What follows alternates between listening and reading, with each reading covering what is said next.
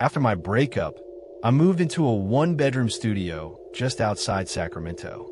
It wasn't anything special. Second floor, creaky floors, barely enough heat, but it was cheap. I was low on cash and trying to start fresh. I didn't have much furniture, so I turned to Craigslist, that free stuff section where people dump things they don't want to move. That's where I saw the listing. Free sofa, like new. Must pick up alone. No delivery. No holds. No photos. No brand. Just an address near Folsom, way north. The name on the post was Greg R90. Not much else. I should have taken the pick up alone part more seriously. I texted the number. They replied within seconds. Come tonight. After 7. That was it. I asked for a photo. No response. I assumed it was an older person, maybe not tech savvy. At 6:45, I threw some bungee cords and a tarp into the trunk and started driving. The route took me far out, past suburbs, into wooded country. Cell service dropped as I crossed into the tree line. At 7:10, I pulled into the driveway, a long dirt path leading to a run-down single-story house. Porch sagging, windows dark, no cars outside. I texted again. Here. Nothing. The front door was open a few inches. The air was still. No wind, no sound, no crickets, just that deep kind of quiet that makes your skin feel too tight. The porch light was busted. There were no cars or people. The house looked like it hadn't been touched in years. Still, I knocked on the open door. Hello? I'm here for the couch. A few seconds passed, then a voice from inside. Come. Left side. That's it. No greeting. No explanation. I went around the left side of the house, where the garage door was cracked open about a foot from the bottom. I crouched and pushed it up. It groaned like it hadn't been moved in a decade. Inside, it was pitch dark. My phone flashlight barely lit the space. There was no sofa, just an old recliner in the corner and a few empty shelves. The air smelled like metal and damp concrete. I don't see any, I started to say, but before I could finish, the garage door slammed shut behind me. My body jumped like it had been shocked. I spun around. Total blackness. I flicked my phone light around the room. That's when I saw it. Writing on the far wall, etched into the concrete with deep, angry lines. Unobitnesis. My blood ran cold. I ran back to the garage door, yanked on it. Locked. Latch from the outside. I pounded. Screamed. No answer. Tried calling 911. No signal. And then I realized I walked into a trap. I don't remember how long I stayed in that garage. Maybe 15, maybe 30 minutes. My phone was at 7% now, and every time I turned the flashlight on, I felt like I was exposing myself to something watching in the dark. There was a door at the back of the garage. I hadn't seen it before. Small, narrow like a closet door. It was unlocked. I opened it slowly, and it led into the house. A narrow hallway with yellowing wallpaper and carpet that felt wet underfoot. The air reeked of rot and something chemical like bleach. That's when I heard a creak behind me. My whole body froze. It wasn't my imagination. I turned off my light and backed into a bedroom, what looked like a kid's room. The walls were stripped, but plastic sheets hung where curtains used to be. A dresser stood in the corner. There was only one thing on it, a Polaroid. My car, in the driveway, taken recently. I lost it. I ran. I barreled through the hall, hitting doors, looking for an exit. That's when I found the basement door, but when I opened it, it didn't lead to a basement. It led down into a low dirt crawl space. No lights, no sound. I didn't want to go in, but I heard movement behind me, deliberate footsteps, so I went down. The crawl space was filled with bones, some animal, some too large, too human. I slipped, scrambled, crawled into a far corner. Then I heard the voice again. You said you'd come alone. I didn't wait. I ran back up the stairs, slipping on the dirt, using my elbows to crawl faster than my legs could move. At the top of the stairs, a figure, just standing. They were barefoot, wearing a butcher's apron, face hidden in the shadows. They didn't speak, didn't move. I turned and slammed the door, throwing my weight against it. I looked around, found a side window. Small, old glass. I broke it with a lamp and pushed through, cutting my hands and arms, but I didn't care. I landed on the grass outside, shoulder first, and ran. Through trees, through brush, until I saw a lit driveway. I banged on the door of a neighbor's house, blood on my arm, gasping. They let me in and called the police. Cops arrived within 20 minutes. They went through the house, the garage, the crawl space, but they found nothing. They told me the place had been abandoned for years.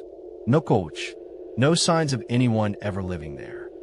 Craigslist took the listing down the next morning. The number? Disconnected.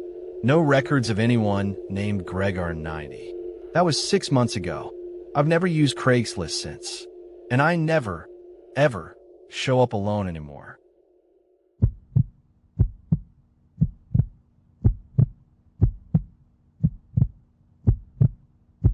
It was a Tuesday night in February, and I was 2 months behind on rent. Being a freelance photographer sounds cooler than it is. Half the time, you're just broke with a nice camera. I was desperate for cash, so I started digging through Craigslist under gigs. Usually, it's flooded with spam, pyramid schemes, or creepy modeling ads. But this one caught my eye. Need help loading antiques from storage. $300 for 4 hours. No experience needed. Must have your own car. Serious inquiries only. It was local, less than 20 minutes from me. I emailed. Got a reply 5 minutes later. The response was polite, professional. Said his name was Greg. He explained he had inherited a storage unit from a relative and needed help moving things to a private residence. Said it was mostly furniture and boxes. He'd pay in cash. Pickup was scheduled for the next evening at 6:30 p.m. Simple, right? I arrived at the facility on time. It was just off the highway, one of those long stretches of metal units, surrounded by chain-link fencing and flickering security lights. The kind of place where no one notices if you're around too long. Greg was already there. Early 50s, clean jeans, faded black hoodie. He looked normal, friendly even. We shook hands. He pointed me to Unit 117. Just a few things to load in your car, follow me back, and help me unload. That's it. Inside were maybe 8 medium-sized boxes and an antique rocking chair. As I helped him load, I asked, "Where are we heading?" "Just a house a few miles out near Columbia Ridge," he said. "My cousin left it to me. It's being sold soon. Just grabbing what's mine before it goes." Made sense. Once we loaded the last box, he handed me $150 in cash. The drive to the house took nearly 40 minutes. We moved off the main road quickly, taking a series of winding two-lane back roads. The kind where you don't see another car for miles. My phone signal dropped halfway there. We finally pulled up to an old single-story house surrounded by woods. No lights, just tire tracks in the mud and a half-open gate. Greg got out casually and unlocked the front door. "You can bring the boxes into the front room." The house smelled like mold and old newspapers. Plastic was stapled over the windows. I stepped into the living room and immediately noticed no furniture, no family photos, no signs of life. I brought in 2 boxes and set them down. Greg disappeared into the hallway. "Where should I?" I called out but stopped mid-sentence. Something felt wrong. There was a camera tripod set up in the corner. No camera, just the stand, facing the middle of the room. That's when I noticed scratch marks on the wooden floor. Not random scratches, drag marks. Something heavy had been pulled across the room recently. Then I saw the nails scattered under the rug, and the faint outline of a square hatch near the wall, partially covered. I turned around. Greg was behind me, but he wasn't holding another box. He was holding a roll of duct tape. My body went cold. He didn't say a word, just stared, like he'd done this before. I dropped the box I was carrying back toward the door. "Fast, what are you doing?" I said, my voice cracked like a kid's. He stepped forward, calm, almost rehearsed. I bolted. I didn't even go for the front door. I dove through the kitchen and spotted a side exit. I shoved it open so hard the doorknob snapped. Sprinting through ankle-deep mud, I dove into my car, keys already in my hand. I reversed so fast I nearly took out a fence post. I didn't stop until I hit the freeway. Didn't call anyone. Just drove home, shaking, unsure what the hell just happened. Later that night, I went back to the original Craigslist ad. It was gone. No listing. The email? Deactivated.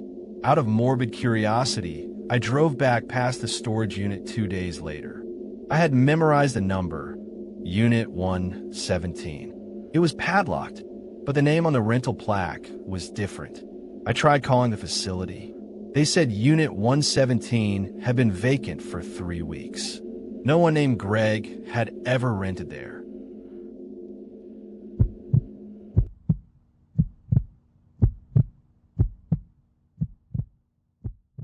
In late 2023, I moved back to San Diego after a breakup that had left me couch hopping for 2 months. I had a new job lined up, but no place to live, and money was getting tight. Apartments were expensive. Rooms for rent were worse. So I did what many broke people do. I checked Craigslist. That's where I found it. Private room, shared bathroom, full kitchen access, $450 per month. Month-to-month lease. No pets. Quiet area. The listing had 4 photos. Clean, generic, nothing flashy. A bedroom with a twin bed, a hallway bathroom, a modest kitchen, and a small living room with beige carpet and no decorations. It wasn't glamorous, but looked safe. I emailed the poster. Got a reply 2 hours later. The guy's name was Travis, 35. Worked nights, kept to himself, didn't party. Said I could stop by the next day for a quick walkthrough and interview. When I got there, the house matched the photos exactly. Quiet, a little bland, but safe. Travis was soft-spoken, wore wireframe glasses, and walked with a slight limp. Said he was a night security guard. He asked a few questions, then told me the room was mine if I wanted it. I moved in 2 days later. At first, it was normal. Travis was rarely home. True to his word, he worked nights. I barely saw him. He left sticky notes sometimes. Don't leave dishes in sink, or please keep door locked when you leave. The house was oddly quiet. No music, no TV, just the buzz of the fridge and the distant rumble of planes overhead. But by the second week, I started noticing weird things. One night, I came home late from work. As I stepped inside, I noticed my bedroom door was slightly open. I always shut it. Nothing seemed moved, but it felt off. The kind of feeling you get when someone's been in your room, even if you can't explain why. I started keeping my laptop in my backpack. 3 days later, I caught a glimpse of Travis standing completely still in the hallway at 2 a.m., staring at the wall. Not moving, not saying a word. I pretended not to see him and walked straight into my room, locking the door behind me. The next morning, I asked casually, "Hey, were you up late last night?" He stared for a moment too long before answering. "I don't sleep much." No smile, no elaboration. By the 3rd week, I decided to buy a portable doorstop alarm, just something to help me sleep easier. I'd wake up sometimes and think I heard light footsteps in the hallway, followed by the click of a door. One morning, I noticed the air vent near my bed was loose. I unscrewed it, mostly out of curiosity, and found something wedged behind it. A small cardboard box, wrapped in plastic. I know I should have just put it back, but I was too curious. Inside were a set of photos, all black and white, all taken inside the house. A woman's driver's license. Different name, different face. A flash drive. I didn't plug it in. I didn't want to know what was on it yet. Instead, I confronted Travis that evening, calmly, trying not to sound aggressive. I asked who lived here before me. He just stared and said, "Why are you going through vents?" I told him the screw was already loose. I didn't accuse him of anything. I just wanted to understand. He said, "You should leave it alone." She did, and walked out of the house. That was the first time I genuinely felt unsafe. I packed a duffel bag that night. I planned to crash at a friend's place. But before I left, I called the non-emergency police line. I told them about the box, the woman's ID, the photos. They sent a patrol car. When the officers arrived, Travis was calm. Too calm. He let them in, showed them around, told them I was paranoid, unstable, new to meds, his words. Claimed the ID was his ex's and the photos were just artsy crap. They asked if I wanted to press any charges. I couldn't, not really. Nothing illegal had happened. But one of the officers pulled me aside and quietly said, "We've been here before. A few years ago. Similar roommate report. She left town. No follow-up. No record. I left that night. Never went back." 2 weeks later, the Craigslist ad was live again. Room for rent, $450. No pets. Quiet house.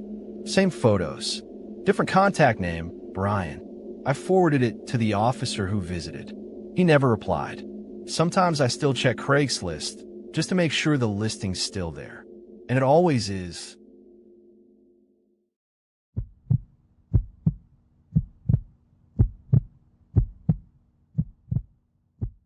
I shoot indie music videos and short films. I'm always hunting for good gear.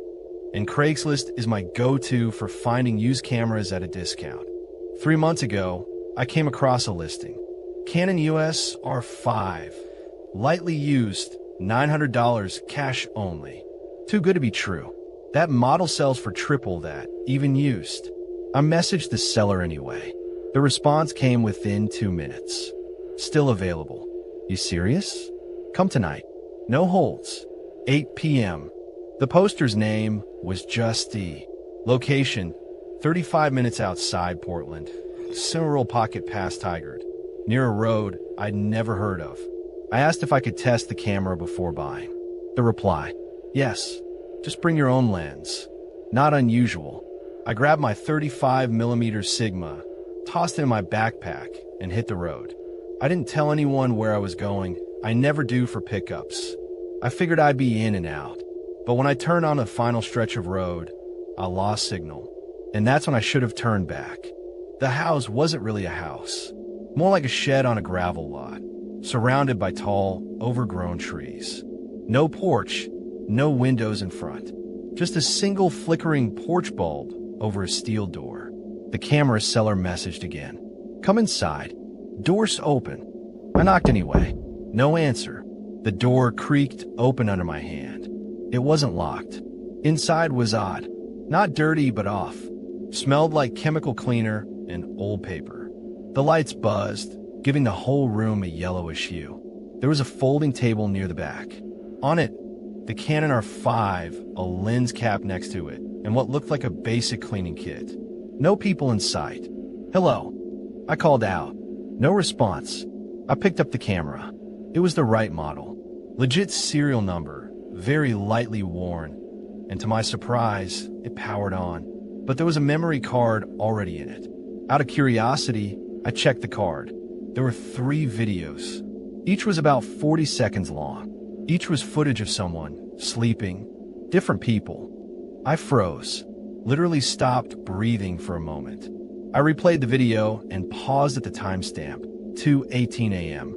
The angle was from behind my TV, the exact spot where someone could hide if they slipped through my back patio door. I stepped back from the camera, heart racing.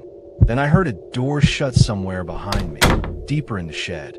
It wasn't loud, just a soft click, but it meant I wasn't alone.